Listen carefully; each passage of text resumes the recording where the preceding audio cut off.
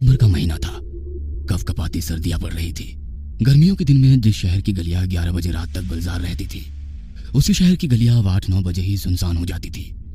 कहते हैं जाड़े के दिनों में शैतानी ताकतें बहुत ज्यादा सक्रिय हो जाती हैं, क्योंकि उन्हें अपने मन मुताबिक एकांत और अंधेरा जल्द ही मिल जाता है। और यही एकांत और अंधेरा ही तो उन अतृप्त आत्माओं की ताकत होती है, जो अपने शिकार की तलाश में भटकती रहती है। सर्दियों की ऐसे ही एक सुनसान रात के सन्नाटे को दीपाली और राघवेंद्र के घर से आ रही संगीत की आवाज भंग कर रही थी। दीपाली और राघवेंद्र के इकलौते बेटे हर्ष का 10वां जन्मदिन बहुत ही धूमधाम से मनाया जा रहा था। कई सारे गेस्ट जन्मदिन की पार्टी में बजते संगीत पर थिरक रहे थे, लेकिन हर्ष उदास सा बैठा हुआ था। यूं तो हर्ष बहुत ही मस्ती पसंद लड़का था, लेकिन पिछले 3 दिन से वो बहुत ही खामोश रहने लगा था। 3 दिन पहले हर्ष अपने मम्मी पापा के साथ घूमने गया हुआ था। उसने मम्मी पापा को पहले ही अल्टीमेटम दे रखा था कि उसे इस बार कुछ यूनिक बर्थडे गिफ्ट चाहिए। वे तीनों उसी यूनिक गिफ्ट की तलाश में निकले। वे कहीं गिफ्ट की गैलरी में गए, लेकिन सभी जगह उसे वही पुराने और बोर से खिलौने दिखे। क्या पापा, यहाँ भी वही सब खिलौने हैं? ये तो है ही मेरे पास। अरे कोई नहीं बेटा, अभी और भी दुकानें बची है। पूरा दिन हर्ष अपने मम्मी पापा के साथ घूमता रहा, लेकिन उसके मन लायक उसे कुछ नहीं मिला। अब तो रात भी होने लगी थी। उन्होंने रोड साइड एक छोटी सी ढाबे पर अपनी कार रोकी और बाहर ही डिनर करने का मन बनाया। राघवेंद्र ने डिनर का ऑर्डर ढाबे वाले को दे दिया और डिनर आने का वेट करने लगे। तभी हर्ष ने छोटी उंगली से इशारा करते हुए राघवेंद्र को बताया कि उसे सुसु आ रही है। वह टॉयलेट गया, लेकिन टॉयलेट इतना गंदा था कि उसे उल्टी आने लगी। वह तुरंत बाहर आ गया। अब वहां कोई और ऑप्शन तो था नहीं, इसलिए राघवेंद्र उसे झाड़ियों के पास ले गया। हर्ष को अंधेरे और खुले में जाने का मन नहीं था, लेकिन वो क्या करता। राघवेंद्र थोड़ी दूरी पर खड़ा हो गया और हर्ष वहीं सुसु करने लगा। तभी उसे लगा कि किसी ने पीछे से उसकी पीठ पर हाथ रखा है। उसने आसपास देखा, लेकिन कोई भी वहां नहीं था। अचानक उसने देखा कि 2 आंखें उसे झाड़ियों से घूर रही है। वो इतना डर गया कि उसने पापा को जोर से आवाज लगाई। राघवेंद्र भागता हुआ उसके पास आया। क्या हुआ हर्ष? पापा, यहाँ झाड़ियों में कोई है, कोई मुझे घूर रहा था। अरे कोई नहीं है बेटा यहाँ। नहीं पापा, कोई था, अजीब सी डरावनी आंखें थी उसकी। कोई नहीं है बेटा, ये देखो मैं मोबाइल का टॉर्च ऑन करके तुम्हें दिखाता हूँ। सचमुच वहाँ कोई नहीं था। उसके बाद राघवेंद्र और हर्ष ढाबे में गए और खाने की टेबल के पास बैठ गए। थोड़ी देर में खाना आ गया। हर्ष बेमन सा खाना खा रहा था।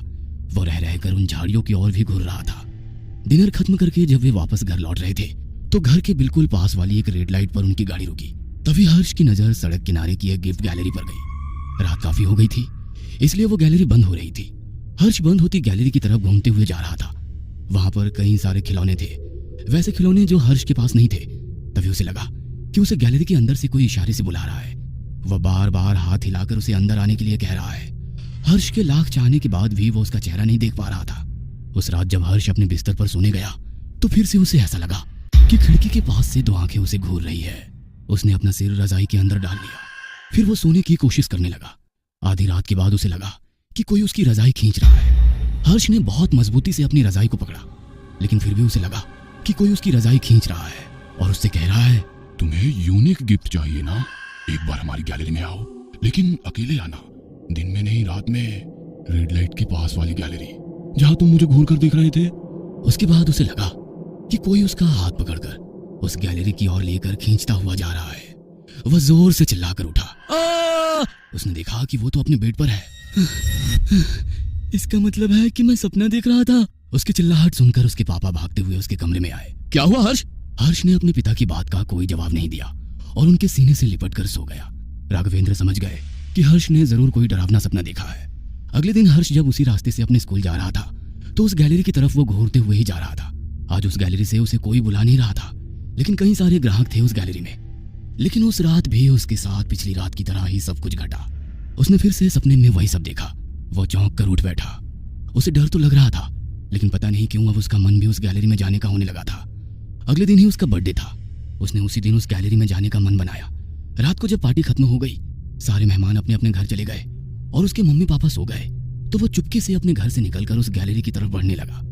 सुनसान रात में या तो सिर्फ उसे अपने पैरों की आवाज आ रही थी या दूर कुत्तों के भौंकने की। तभी एक कुत्ता दौड़ते हुए उसके पास आया और उस पर भौंकने लगा। डर के मारे उसकी हालत खराब हो गई। तभी उसने देखा कि एक चौकीदार उसकी तरफ ही आ रहा है। चौकीदार ने हर्ष के पास उस कुत्ते को भौंकते हुए देखा, तो उसने अपने डंडे से डराकर उसे भगाया। उसके बाद वो हर्ष से कुछ पूछने ही वाला था कि हर्ष वहां से भाग गया। भागते भागते वो उसी गैलरी के पास आ पहुंचा। उसे आश्चर्य हुआ कि इतनी रात को भी वो गैलरी खुली हुई है। वह गैलरी के बाहर लगे शीशे से अंदर झांक ही रहा था कि अचानक से शीशे पर एक बड़ा सा डॉल उसे दिखा जो उसे ही घूर रहा था। उसकी आंखें लाल लाल थी। इन आंखों को हर्ष अच्छे से पहचानता था। ये वही आंखें थी जो पिछले कई दिनों से उसे घूर रही थी। तभी उस गैलरी का डॉल रहस्यमयी तरीके से मुस्कुराता हुआ अपने हाथ हिलाकर उसे गैलरी के अंदर बुलाता है। हर्ष को पता नहीं क्या हुआ, वो उसके पीछे पीछे चल पड़ा। जब वो अंदर जा रहा था तो उसके कानों में एक आवाज भी गूंज रही थी, तुम्हें यूनिक गिफ्ट चाहिए ना? आओ, अंदर आओ। अब वो गैलरी के अंदर था। वह वहां की चीजों को घूर घूर कर देख रहा था। तभी एक खिलौने पर उसका पैर गलती से लग गया। उस खिलौने से लाइट जलने लगी और उसमें हैप्पी बर्थडे टू यू बजने लगा। कुछ देर में हर्ष को ऐसा लगा कि गैलरी के सारे खिलौने उसे हैप्पी बर्थडे टू यू कहकर विश कर रहे हैं। वो आवाजें धीरे धीरे बढ़ती जा रही थी। उनका शोर उसे परेशान करने लगा। उसने अपने कान बंद कर लिए। कान बंद करते ही वो आवाज आनी बंद हो गई, लेकिन जैसे ही उसने अपने कान पर से अपना हाथ हटाया फिर से वो आवाजें आने लगी। उसे बहुत गुस्सा आता है।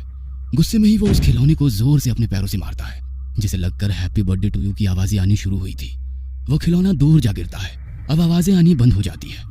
गैलरी के अंदर के डॉल के चेहरे पर अब उसे गुस्सा दिखाई देता है। हर्ष कुछ समझ पाता उससे पहले ही वो डॉल उसके ऊपर कूद पड़ता है। हर्ष को संभलने का भी मौका नहीं मिलता। वो नीचे गिर जाता है। उसके सिर में चोट लगती है और उसके सिर से खून बहने लगता है। तभी वो देखता है कि उसके सामने पड़े एक बड़े बंदर वाले खिलौने की चाबी खुद ब खुद घूम रही है। पल में ही वो खिलौना ऑन हो जाता है और वो बंदर ढोलक बजाने लगता है। धीरे धीरे उसका भी शोर बढ़ने लगता है। वो कानों को बंद करने का सोच ही रहा होता है कि उसके पहले ही खिलौना रुक जाता है। वह चैन की सांस लेता है, लेकिन तभी गैलरी के ऊपर लगा बड़ा सा झूमर खोलकर नीचे गिरने लगता है। उसे ऐसा लगता है कि सारे खिलौने एक साथ हंसने लगे हैं। वो अपने आप को उस झूमर से बचाता है। वो झूमर नीचे गिरता है। उसके नीचे कई सारे खिलौने दब जाते हैं। उन खिलौनों से खून निकलने लगता है। अचानक हंसने की आवाज रोने में बदल जाती है। हर्ष अब पूरी तरह डर गया था। अब वो उस गैलरी से भाग जाना चाहता था। अचानक फिर से उसकी नजर ऊपर लगी झूमर पर जाती है। अरे ये झूमर ये तो अभी भी वैसा ही ऊपर टंगा हुआ था, तो फिर नीचे क्या गिरा था? वो नीचे देखता है तो उसके पांव से वही डॉल लिपटा हुआ होता है। उसके कानों में फिर से वही आवाज गूंजने लगती है, तुम्हें यूनिक गिफ्ट चाहिए ना? हाँ? हर्ष उसकी बात को अनसुनी कर वहां से भागने लगता है, लेकिन उस डॉल ने उसका पैर बहुत मजबूती से पकड़ा होता है। वह खुद को उसके चंगुल से लाख छुड़ाने की कोशिश करता है, लेकिन वो नहीं छुड़ा पाता। उसके बाद वो डॉल हर्ष की आंखों में घूर घूर कर देखने लगता है। हर्ष का शरीर अब ढीला पड़ता जा रहा था। अब वो उसके चंगुल से खुद को बचाने की कोशिश नहीं करता, बल्कि वो उसके आगे सरेंडर कर चुका होता है। अब सब कुछ शांत हो चुका था। कुछ देर के बाद उस गैलरी के शीशे के पास एक नया खिलौना वैसे ही खड़ा था जैसा कुछ देर पहले